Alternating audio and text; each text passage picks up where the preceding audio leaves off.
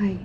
So today we'll take the discussion on karma forward, and what we're discussing today is the relationship between desires and karma. So we'll try to understand what Krishna in Gita speaks about desire to Arjun, where Arjun is in total confused state, and he is taking help of Krishna to solve his um, all his dilemmas, where he's asking him that why, he's talking about death, and then Krishna is explaining him that there is no permanent death. You just see it as a death, and people keep coming back, and the soul never dies, and all of that he's talking. And then he talks about something where he's saying, desire, thoughts, and emotion. These are the three things that have come from the mind. And we've already discussed these in the earlier videos in the karma series, that how they have come, and we keep getting into the loop of all of these three aspects, and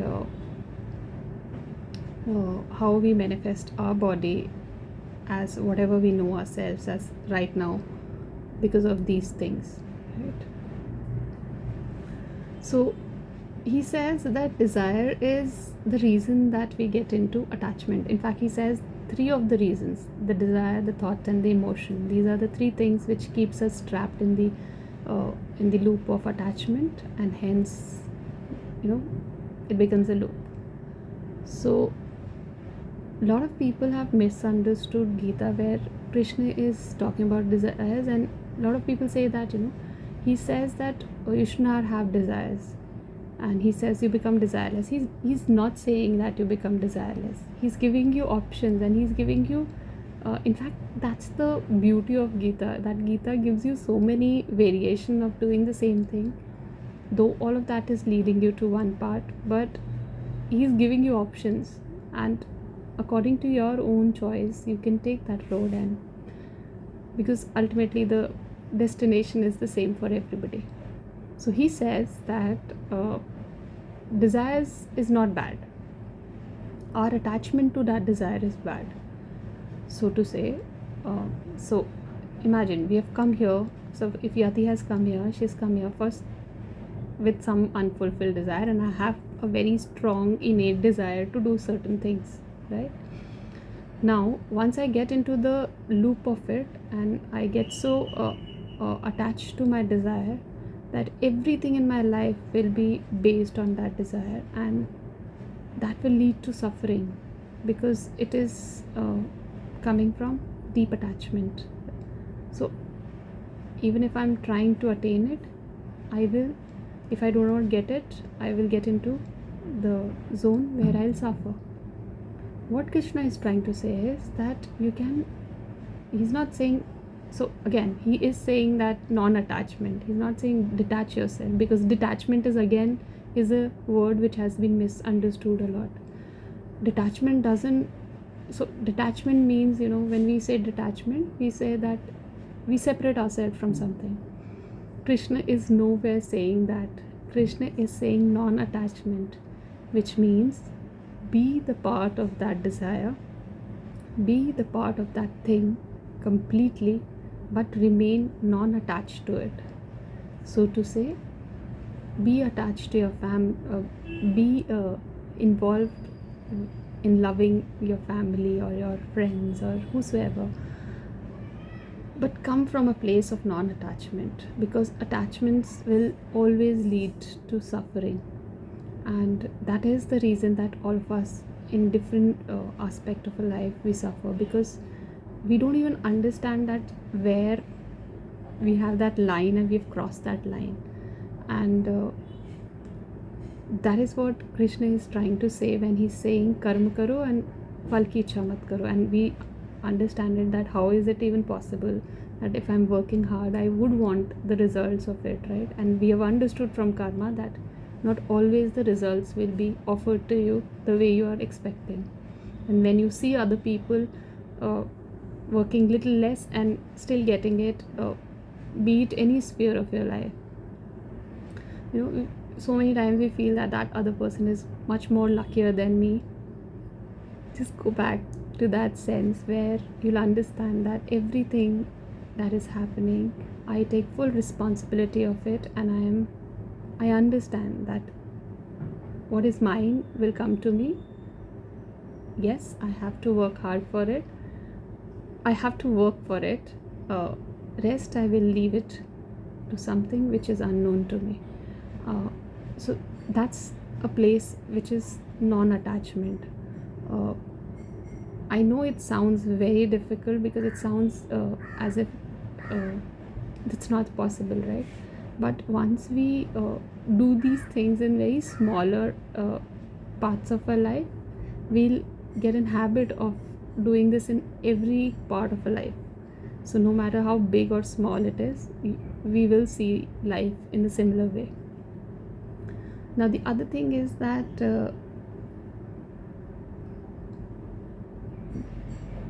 see, if I've come here, so to say, if Yati has come here and I want to do something, if there is a desire that I want to fulfill, there's nothing wrong in fulfilling that desire, because my I have come here to do that, right? Either I detach myself or say I completely say that it doesn't matter now, I am desireless. There would not be any reason of me being here. There, the first place Gita existed because Arjun had doubts. Arjun had this desire of knowing himself, knowing the real thing, right? Knowing the truth. And that desire has made him question Krishna.